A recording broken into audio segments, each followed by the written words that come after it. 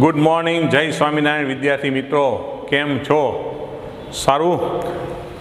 Online શિક્ષણ ચાલુ છે, બરાબર. પરિસ્થિતિ બહુ બહારની ગંભીર છે, એટલે બહુ બહાર નીકળતા નહીં, ઘરે બેસીને નિરાતે ભણજો, બરાબર. આવા વાતાવરણમાં ક્યાંય બહાર અવર જવર કરતા નહીં, કારણ કે કોરોના એક મહામારી છે.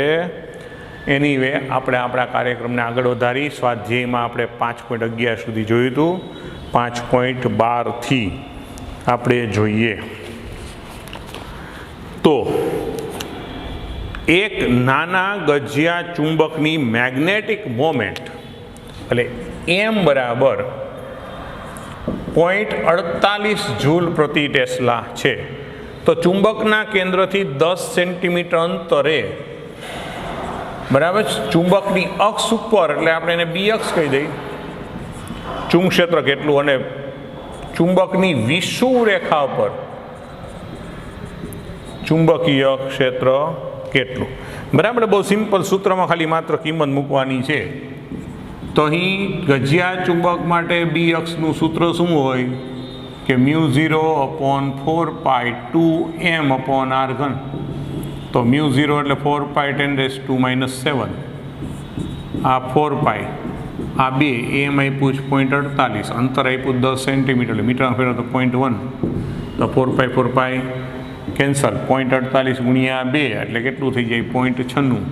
આ 0.1ની એટલે -3 ઉપર લે તો +3, અને આ -7 એટલે થઈ જાય -4. એટલે બી અક્ષની કિંમત આટલા ટેસ્લા આવે, બરાબર છે. હવે જોઈએ એને જવાબ શું રાખ્યો છે. જો ગોસમાં ટ્રાન્સફર કર્યો હોય તો આપણે એને ગોસમાં ટ્રાન્સફર કરીએ. 5.12, બરાબર, 0.96 ગોસ કરી નાખ્યું, રેડી. એટલે 0.10 સમય એટલે બી અક્ષ 0.96 ગોસ. અને ક્યાંય ડાયરેક્શનમાં હોય તો જો અક્ષ ઉપરનું હોય હંમેશા ડાયરેક્શન કઈ હોય, બરાબર. આ કેના માટે આપ્યું છે ને? એક ગજિયા ચુંબક માટે. તો અક્ષ પર કોઈ પણ જગ્યાએ ડાયરેક્શન ક્યાં હોય? એ અંદરના ભાગમાં હોય તો S to N, બરાબર. નામ લખાય શું? SN. અને બી વિષુવવૃત્ત, તો એના માટે સૂત્ર છે -μ0.4πm/r3. તો એટલા જ અંતર કીધું. સો ભાઈ આના કરતાં કેવું અડધું જ હોય ને. એટલે આમ જો તો બી અક્ષ ભાંગા 2 જેટલું જ હોય. એટલે આ સીધું 0.96 ઓલું કેટલું થઈ જાય? 0.48, બરાબર. ગોસ. અને આની ડાયરેક્શન ક્યાં હોય? NS. બી વિષુવવૃત્ત. તો જો અહીંયા તમને કદાચ એમ લાગે આમ કેમ, તો જો સમજાવી દો કે આ મેગ્નેટ હોય ને NS, એટલે ખરેખર એનમાંથી નીકળે ને એસમાં આમ દાખલ થાય ને, એટલે અક્ષ ઉપરના કોઈ પણ જગ્યાએ બોલાય, એટલે બોલાય કેમ? ST, આમ ડાયરેક્શન. અને અહીંયા હોય વિષુવવૃત્ત, એટલે શું બોલાય? N/S. એટલે એ પ્રમાણે એને જવાબમાં લખેલું હશે, રેડી. એટલે N/S 0.48 ગોસ. એટલે મૂલ્ય હોય તો ઋણ નિશાની અવગણી નાખી છે ને, રેડી. જોઈ લ્યો, સ્ક્રીનશોટ લઈ લ્યો.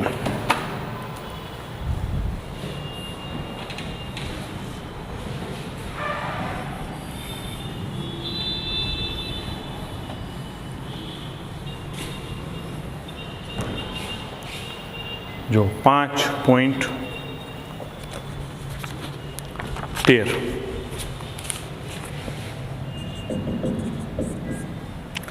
સમક્ષિતિજ સમતલમાં મૂકેલા એક નાના ગજિયા ચુંબકની અક્ષ ચુંબકીય ઉત્તર દક્ષિણ દિશા સાથે એક રેખસ્થ છે.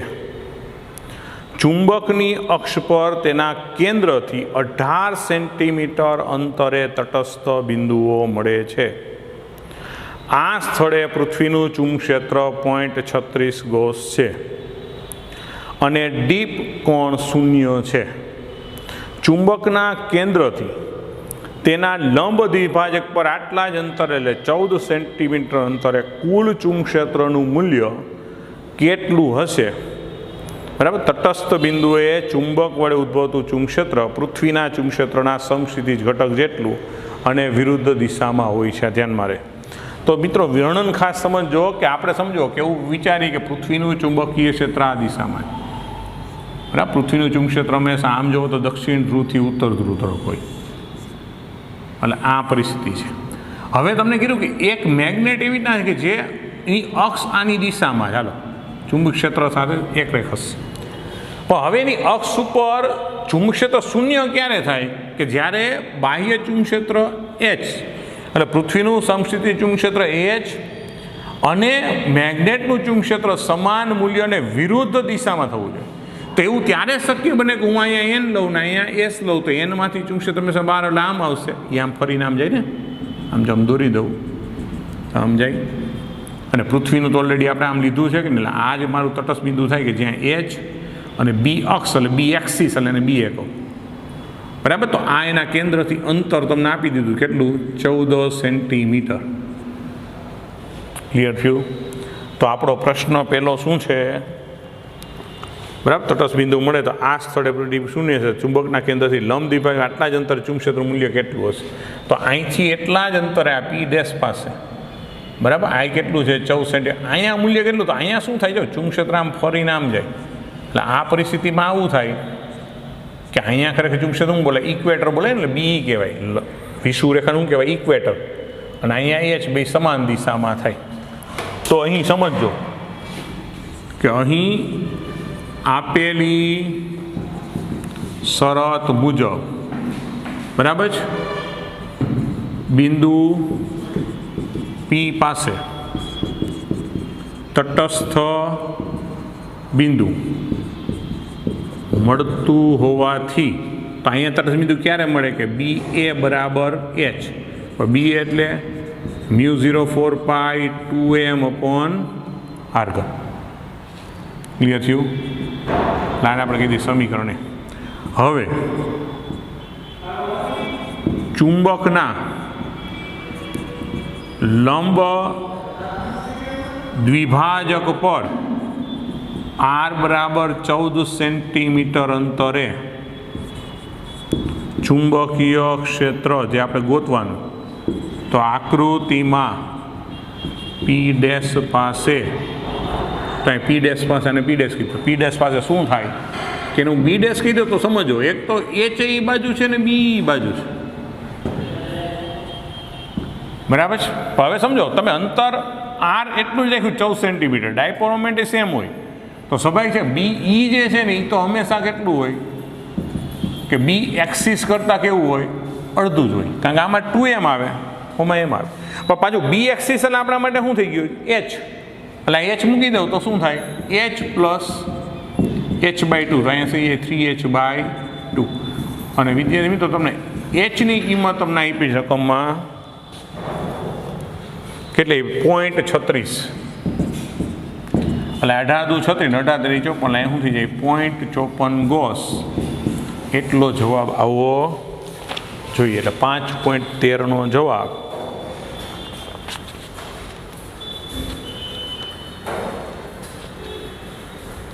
બરાબર છે. ચેક કરી લઈ, તમે સ્ક્રીનશોટ લઈ એટલે જો હજી ભૂલ ન હોય. 0.54 ગોસ, બરાબર છે. ઓકે, સ્ક્રીનશોટ લઈ લો. રેડી? સમજાણું? અક્ષ ઉપર તટસ્થ બિંદુ આવી રીતના મળી વિચારવાનું છે, એના આધારે વિષુવરેખા ઉપર ગોતવાનું છે, ખાસ યાદ રાખજો.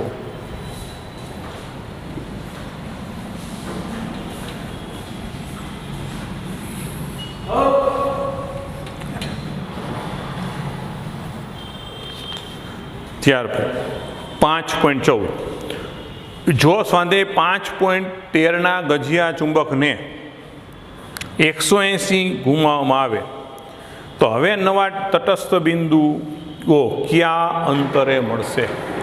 હવે જો તમે આમ આખું ઘુમાવી નાખો તો એક વસ્તુ નક્કી કે અક્ષ ઉપર આપણે આખું કાઢી નહીં પડી. જો એને 180 ઘુમાવી નાખો તો અક્ષ ઉપર તટસ્થ બિંદુ મળશે જ નહીં, બરાબર છે. હવે આ પરિસ્થિતિ આપણે આમ હતી ને, આમ કરી નાખો તો એનમાંથી નીકળી એસમાં જાય, તો તટસ્થ બિંદુ ક્યાં મળશે? તમારા માટે લંબ દ્વિભાજક ઉપર મળે. અને આની ડાયપોલ મોમેન્ટ તમને આપેલી છે કે નહીં, બરાબર. તો હવે 5.14નું પેલા વર્ણન લખી, બરાબર. આપણે ખાલી એવું કરું કે તટસ્થ બિંદુ કેટલા અંતરે મળશે, આપણો પ્રશ્ન અહીં છે માત્ર. તો પહેલાં સમજો કે અહીં બરાબર 5.13માં દર્શાવેલ પરિસ્થિતિથી 180 અંશના કોણે ભ્રમણ આપતા હવે તટસ્થ બિંદુ લંબ દ્વિભાજક પર મળે અને ધારો કે તે r ડેશ અંતરે મળે છે. એક વસ્તુ નક્કી કે અહીં લંબ દ્વિભાજક માટે બરાબર શું થવું જોઈએ કે BX ઇક્વેટર બરાબર H. H તો 0.36 આપ્યું. હવે બી ઇક્વેટરની જગ્યાએ મારે શું મૂકવું પડશે કે μ0/4πm/r². એની સામે આગળ એ પહેલાંનું જે આપણે કહ્યું ત્યારે H એટલે શું હતું? બી એક્સિસ હતું ને. એટલે અહીંયા શું હશે? 2m/4πr². કારણ શું કે H બરાબર BA હતું ને. આગળના દાખલામાં એક્સિસ ઉપર તટસ્થ બિંદુ હતું એટલે કે Hની કિંમત એના એક્સિસ બરાબર. હવે અહીંથી આપણે r ડેશને ગોતવાનો તો આ μ0m 4π કેન્સલ તો r² બરાબર શું થઈ જાય? r3/2 એટલે કે r ડેશ બરાબર r/1/3 2નું 1/3 થાય. તો આ આપણને 14 સેન્ટીમીટર આપ્યું હતું અને 2નું 1/3 1.21 જેવું મળે. બરાબર. તમે એપ્રોક્સિમેટલી ગણતરી કરજો. બરાબર. ઘનમૂળ કાઢવાની જે સિસ્ટમ છે એ મુજબ તો તમને એપ્રોક્સિમેટલી કિંમત કેટલી મળશે? 1.26 જેવી તમને મળશે ઘનમૂળ. તો 14/1.26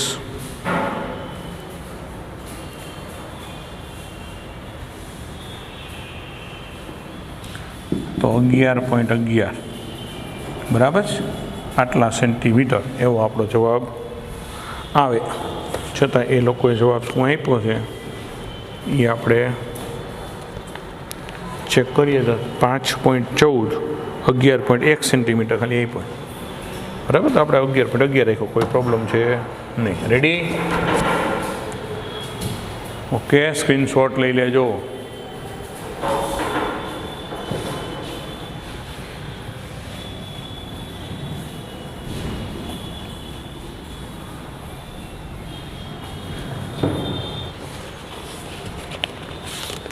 ત્યાર પછી છે 5.15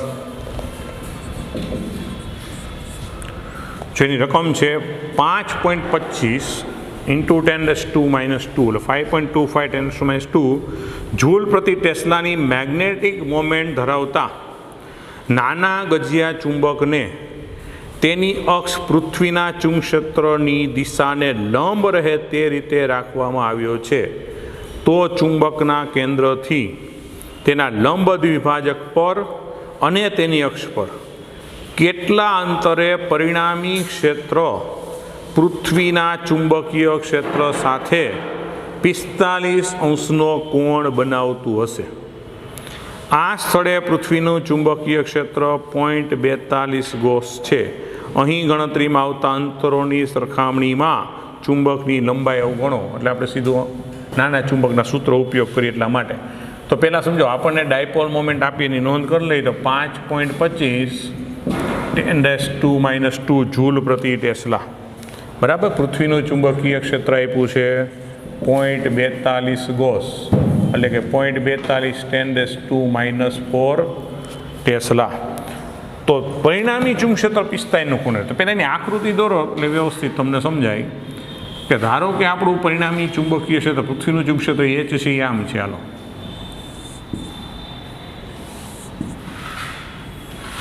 રેડી? એટલે આ H છે.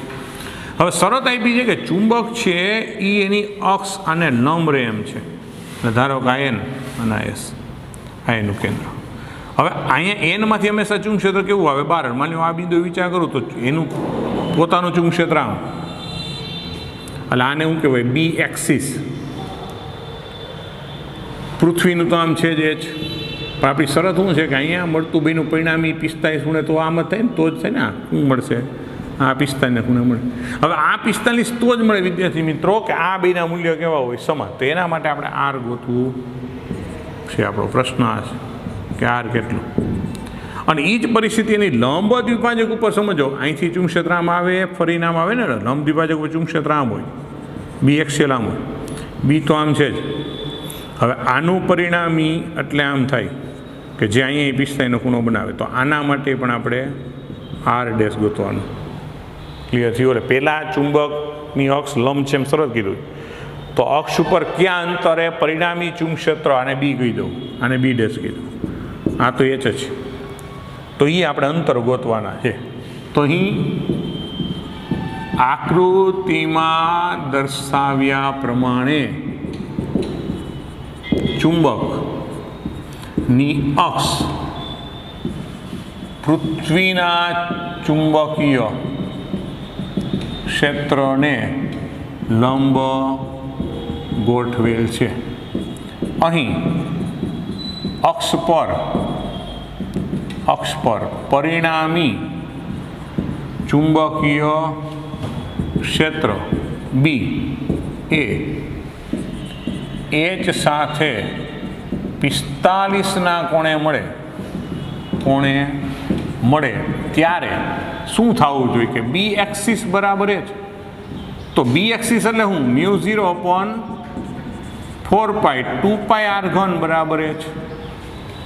અને તો આપણે આર ઘન ગોતવાનો છે વિદ્યાર્થી મિત્રો, તો શું થાય μ0/2m/4π × h. તો μ0 એટલે 4π 10⁻⁷, આ 2 m એટલે કેટલો આપ્યો છે 5.25 10⁻², આ 4π h એટલે કેટલો આપ્યું 0.42, પણ એ ગોસ હતું એટલે મેં -4 કરી નાખ્યું. જો શું કર્યું કે આ 45ના ખૂણે પરિણામી તો જ મળે કે આ બેના મૂલ્ય સમાન હોય. અરે બેના મૂલ્ય સરખાય ને એમાંથી આપણે આર ગોતીએ એટલે 4π કેન્સલ, 5.25 ગુણ્યા 2 એટલે 5.25 ગુણ્યા 2 ભાંગા 0.42 એટલે આવશે 25 ગુણ્યા 10⁻², તો આ -9 અને આ -4 એટલે -5.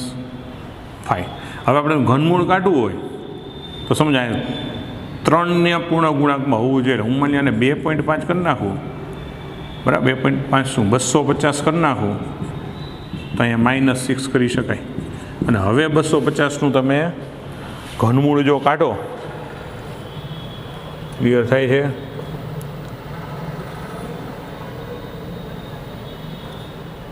.25 4y આપણે 0.42 ગોસ આપેલું છે.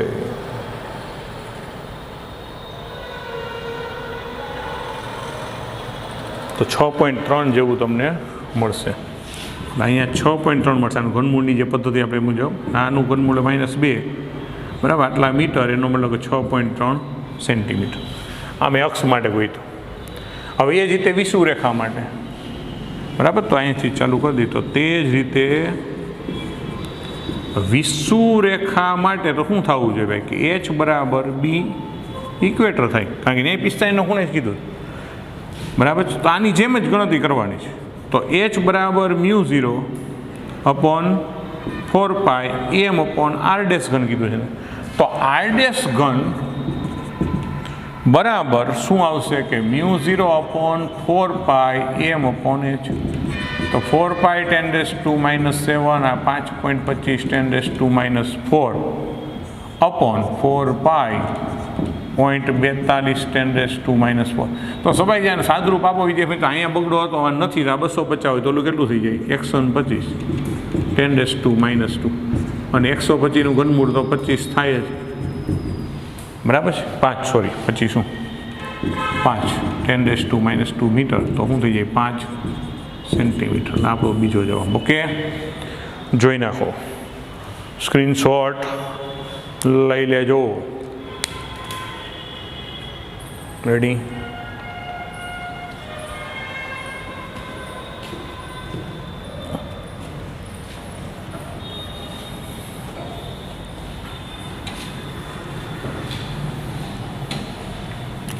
જો વિદ્યાર્થી મિત્રો, આ ખાતર મારા સ્વાધ્યાયના જે પ્રશ્નો છે આમ, બરાબર, એ અહીંયા પૂરા થાય. હવે વધારાનું સ્વાધ્યાય છે. હજુ એક વસ્તુ સમજાય, અહીંયા બોર્ડની પેપર સ્ટાઇલ મુજબ 2 માર્કનો એક પ્રશ્ન છે અને એમાં દાખલા આવે, એટલે એ મુજબ વધારાના સ્વાધ્યાયની કોઈ આવશ્યકતા નથી. એટલે હું અહીં ગણાવીશ જ. બોર્ડના પેપરમાં આ ચેપ્ટરનું વધારાનું સ્વાધ્યાય હોશિયાર વિદ્યાર્થીએ પણ કરવાની જરૂર નથી. તો કોને કરવું કે ભાઈ આ વધારાનું સ્વાધ્યાય એટલા માટે કે જીનીટના કન્સેપ્ટ આપણા ક્લિયર થઈ જાય, એમાં ક્યાંક એવો પ્રશ્ન પૂછાઈ જાય તો આપણને આવડવો જોઈએ, એટલા માટે આપણે ચર્ચા. જો આગળના મેં વધારણ કરાવ્યું ત્યારે ખાલી એમ બોલ્યો છું કે ભાઈ લાગતા વળગતા લોકો જે વિદ્યાર્થીઓ રેન્જમાં આવતા એ ન કરે, હોશિયાર વિદ્યાર્થી કરવું જ જોઈએ. પણ અહીંયા સ્પેશિયલી બોર્ડ માટે કરવું જોઈએ. બોર્ડમાં સમજો વધારાના સ્વાધ્યાયમાંથી પણ 1 કે 2 કે 3 દાખલા સુધીના હોઈ શકે, પણ આ બધા સ્વાધ્યાય તો હું 100% તમને શ્યોર એમ કહી શકું કે બોર્ડમાં તો આમાંથી નહીં જ હોય. બરાબર જ. છતાં આપણે પહેલાં 2 જે થિયોરિટિકલ છે એની ચર્ચા આજે જ આપણે આની સાથે પૂરી કરીએ. તો જો 5.16 બરાબર, જો થિયોરિટિકલ છે એટલે થોડાક પ્રશ્નોના જવાબ જેટલા લખવા જેવા લાગશે આપણે લખશું. મૌખિક હશે હું મૌખિક ચર્ચા કરીશ. 5.16 વધારાનો સ્વાધ્યાયનો વિભાગ હવે અહીંથી શરૂ થાય છે.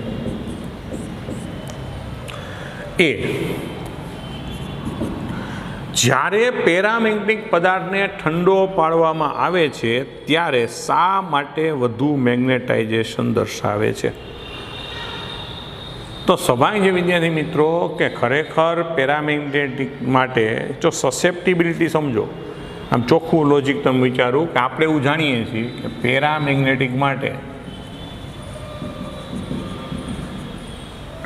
બરાબર છે M = આપણે કાઈ એમ એચ વિચાર્યું, અને પેરામેગ્નેટિક કાઈ માટે C μ0/T આવું આપણે પદ મળ્યું છે.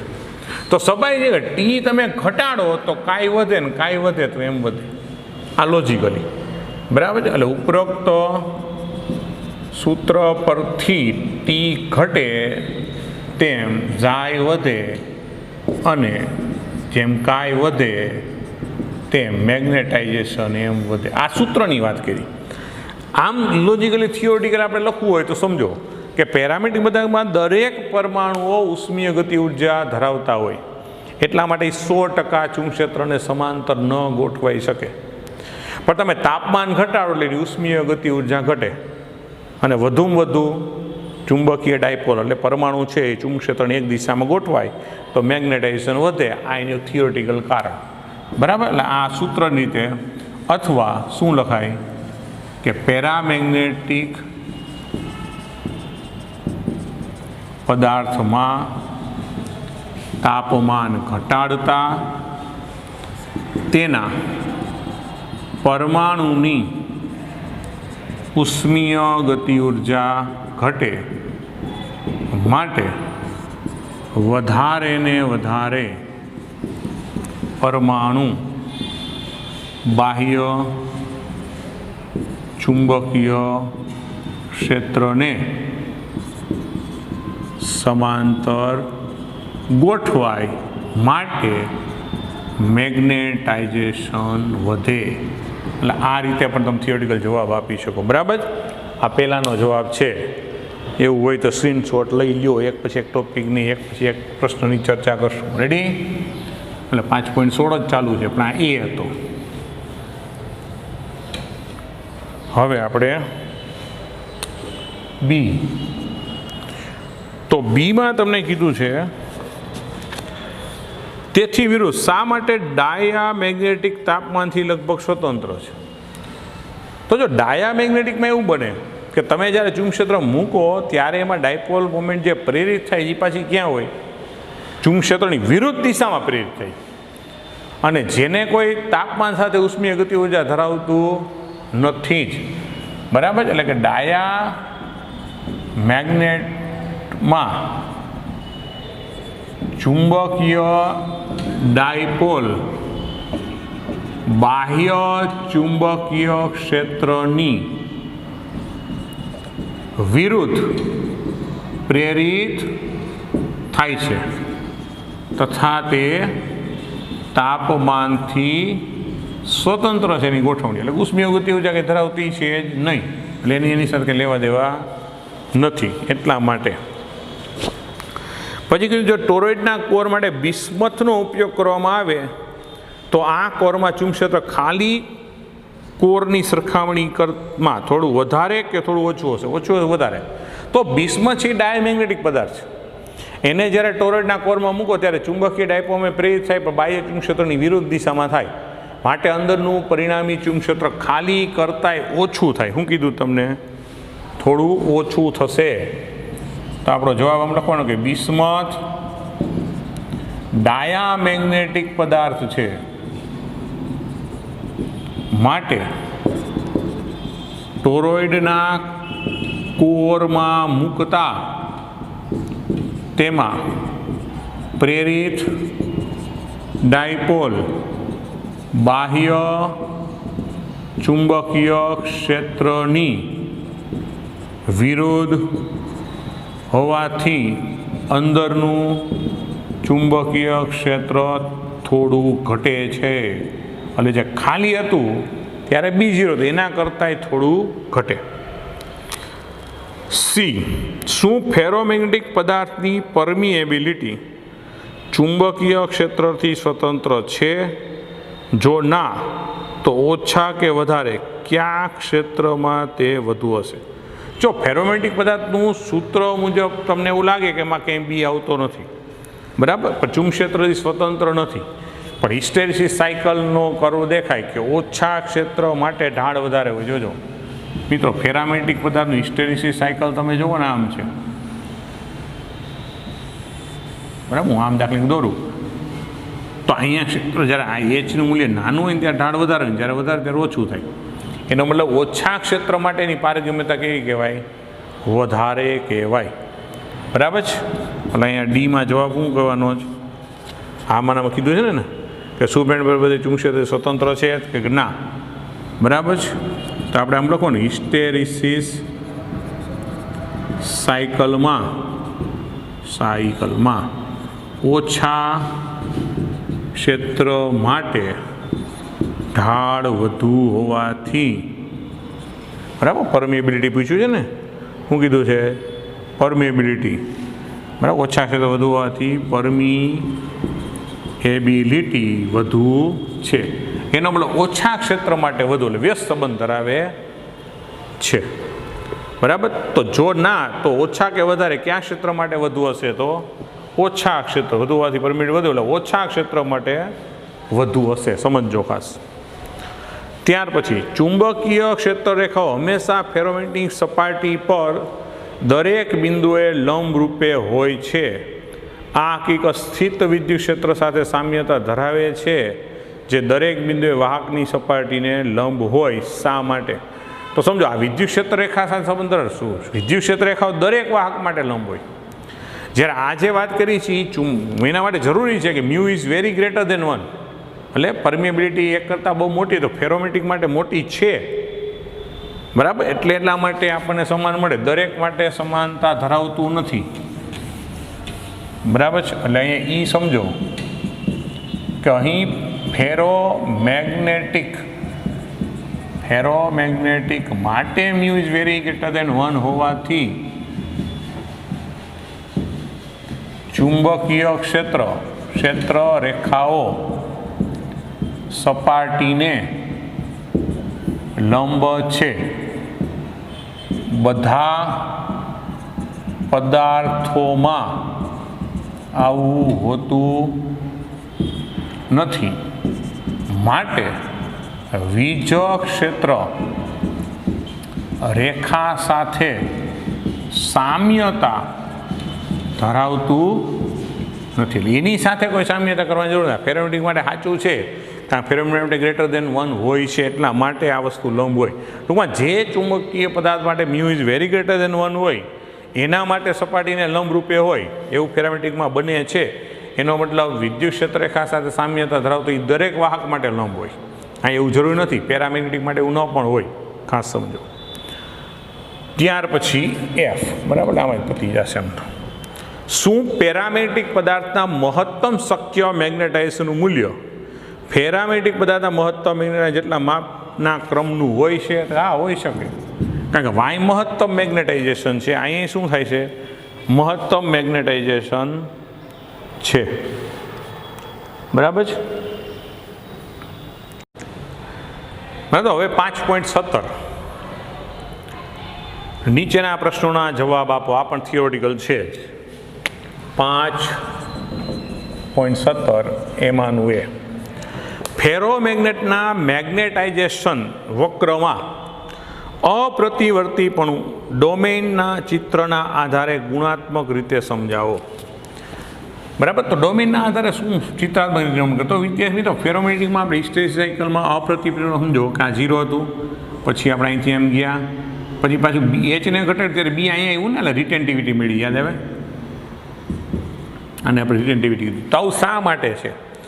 તો ફેરોમેગ્નેટિકમાં ડોમેનનું ગુણધર્મ એવો હોય કે તમે પ્રારંભમાં ચુંબક ક્ષેત્ર વધારો એમ બધા જ ડોમેન એક દિશામાં ગોઠવાય ને સંપૂર્ણ એક ડોમેન મળી જાય, એટલે કે સંતૃપ્ત મેગ્નેટાઇઝેશન મળે. પછી તમે બાહ્ય ચુંબક ક્ષેત્ર ઘટાડીને કદાચ શૂન્ય કરી નાખો તો ફરી પાછા ડોમેન અસ્તવ્યસ્ત ગોઠવાતા નથી. એટલા માટે આ જે માર્ગે પદાર્થ ગયો એ માર્ગે પાછો આવતો નથી, એટલે અપ્રતિવર્તીપણું જોવા મળે છે.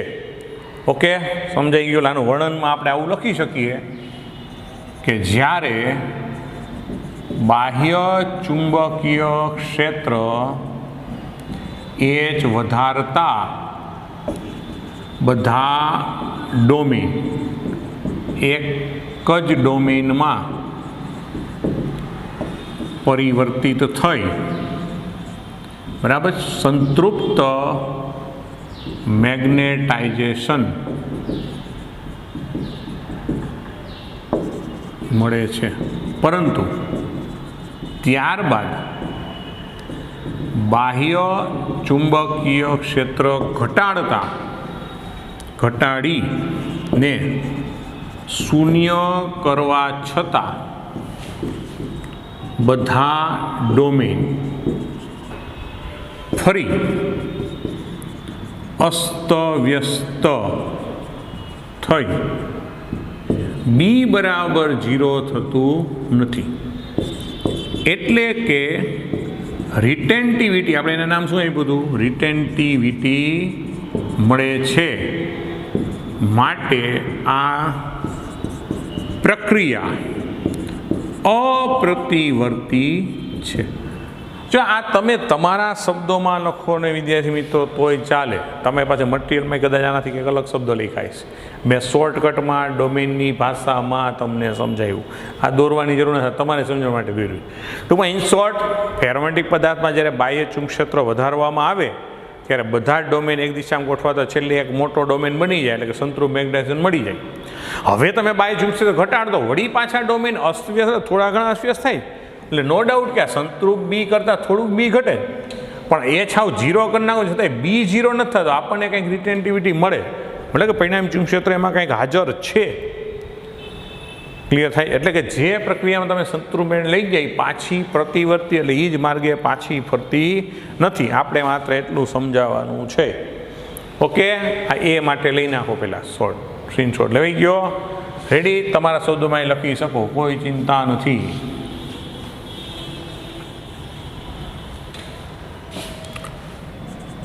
બી, નરમ લોખંડના ટુકડાના હિસ્ટેરિસિસ લૂપનું ક્ષેત્રફળ તેટલા જ કાર્બન સ્ટીલના ટુકડા કરતાં ઘણું નાનું હોય છે. જો આ પદાર્થને મેગ્નેટાઇઝેશન ચક્રમાંથી વારે ઘડીએ પસાર કરવામાં આવે તો કયો ટુકડો વધુ ઉષ્મા ઉર્જાનો વ્યય કરશે? જો વિદ્યાર્થી મિત્રો હિસ્ટેરિસિસ સાયકલ નું ક્ષેત્રફળ એકમ કદ દીઠ વ્યય પામતી ઉર્જા આપે, એવું આપણે થિયોરિટિકલ ભણ્યા. તો જે હિસ્ટેરિસિસ સાયકલ પોળું હોય, ત્યાં કીધું નરમનું, બરાબર, નરમ લોખંડનું કાર્બનના સ્ટીલ કરતાં પાતળું છે એવું શરત આપી. જો બરાબર, ઘણું નાનું છે, તો સ્વાભાવિક છે કે કાર્બનનું હિસ્ટેરિસિસ સાયકલ મોટું છે, તેમાં જ વ્યય પામતી ઉષ્મા મોટી હોય. બરાબર, તો કયો ટુકડો? તો કાર્બનનો ટુકડો જ આવશે. તો આપણે પહેલાં ખાલી લખી નાખી કે હિસ્ટેરિસિસ સાયકલનું ક્ષેત્રફળ એકમ કદ દીઠ વ્યય પામતી ઉર્જા, એટલે કૌંસમાં ઉષ્મા ઉર્જાનું મૂલ્ય આપે છે. અહીં નરમ લોખંડ ની સાયકલ, બરાબર છે, કાર્બન ટુકડા કરતા નાની હોવાથી તેમાં ઉર્જા વ્યય ઓછો અને કાર્બન ટુકડામાં વધુ થશે. અને આપણો જવાબ આવશે ઉષ્મા કોણ વધારે આપશે? કાર્બનનો ટુકડો. સી, હિસ્ટેરિસિસ લૂપ દર્શાવતું ફેરોમેગ્નેટિક જેવું તંત્ર એ મેમરી સંગ્રહ કરવાનું સાધન છે. આવી રીતે સમજાવો કે ભાઈ હિસ્ટેરિસિસ સાયકલ છે એ એના ઇતિહાસ પર આધાર રાખે છે, એટલે કે આગળ શું બન્યું હતું ક્લિયર થાય તો સ્વાભાવિક છે એ ગુણધર્મ ઉપયોગ કરીને આપણે મેમરીમાં સંગ્રહ કરવા માટે રાખીએ. તો આપણે એમ કહીએ કે હિસ્ટેરિસિસ સાયકલ જે તે પદાર્થના ઇતિહાસ પર આધારિત હોવાથી મેમરી સંગ્રહ, બરાબર, તંત્ર તરીકે ઉપયોગી છે. એટલા માટે મેમરી સંગ્રહ આગળની વસ્તુ શું હતી એને શું કહેવાય? મેમરી. એટલે સંગ્રહ તરીકે ઉપયોગ લઈ શકે, એના ઉપર આધાર રાખે છે. Cassette player magnetic tape coating આવરણ માટે કે આધુનિક કોમ્પ્યુટરના મેમરી સંગ્રહ માટે કયા પ્રકારના ફેરોમેગ્નેટિક પદાર્થ વપરાય છે? બરાબર છે. તો વિદ્યાર્થી મિત્રો આવા પદાર્થ છે એ સિરામિક્સ દ્રવ્યો, એટલે કે બેરિયમ આયન ઓક્સાઇડ અથવા તેને ઘણીવાર ફેરાઇટ પણ કહેવામાં આવે છે. તો આના માટે કેના બતાવે છે? સિરામિક પદાર્થો. કેવા પદાર્થ હોય કે સિરામિક પદાર્થ, બરાબર. કયું છે? બેરિયમ કાર્બન ઓક્સાઇડ અથવા તો ઘણીવાર ફેરાઇટ પણ કહે છે, બરાબર. તે પદાર્થ છે બેરિયમ, બરાબર છે, આયન ઓક્સાઇડ લખું, બરાબર, બેરિયમ આયન ઓક્સાઇડ અથવા તેને ફેરાઇટ પણ કહેવાય છે. એટલે ખાલી એક MCQ માટે મૂળ તત્વોનું નામ યાદ રાખવાનું છે. ત્યાર પછી અવકાશમાં અમુક વિસ્તારમાં મેગ્નેટિક ક્ષેત્રથી અલગ કરવું હોય તો કોઈ પદ્ધતિ જણાવો. તો જો અવકાશનો તમારે જે વિસ્તારને અલગ કરવો હોય એ વિસ્તારમાં હું નરમ લોખંડની રિંગ આપી દઉં, બરાબર. તો જે વિસ્તારને ચુંબકીય ક્ષેત્રથી અલગ કરવો હોય તે વિસ્તારને વિસ્તાર ઘેરાય તે રીતે નરમ લોખંડની રિંગ મૂકવી જોઈએ. એટલે માની લો કે મારી પાસે અવકાશનો આ કોઈ વિસ્તાર છે, મારે એને ધીમે તો ત્યાં મારે નરમ લોખંડની રિંગ મૂકવાની. શું કામ? કારણ નરમ લોખંડની પરમિએબિલિટી ઊંચી છે, એટલે જે કાંઈ ચુંબક્ષેત્ર એ પોતાનામાં લઈ લેશે, અને જે કાંઈ ચુંબક્ષેત્ર ક્યાં હશે પોતાની અંદર ગ્રહણ કરી લેશે. એટલે આ વિસ્તારમાં એ ચુંબક્ષેત્ર શું કરી નાખશે? શૂન્ય. અમે કારણ લખવું તો લખવાનું કે કારણ કે નરમ લોખંડની પરમિએબિલિટી ઊંચી હોવાથી બાહ્ય ચુંબકીય ક્ષેત્રનું શોષણ કરે છે. એટલે ટૂંકમાં ચુંબક્ષેત્ર પોતામાં લઈ લે, શોષણ કરેલું પોતામાં લઈ લે. ઓકે, જોઈ લ્યો, સ્ક્રીનશોટ લઈ લ્યો, તમારા શબ્દોમાં પણ લખી શકો છો. મેં ઘણી વાર કહું છું, બુજો. ઓકે, તો આજનો લેક્ચર આપણે થિયોરિટિકલ પ્રશ્નો સાથે અહીંયા પૂરો કરીએ. બધાને જય સ્વામિનારાયણ.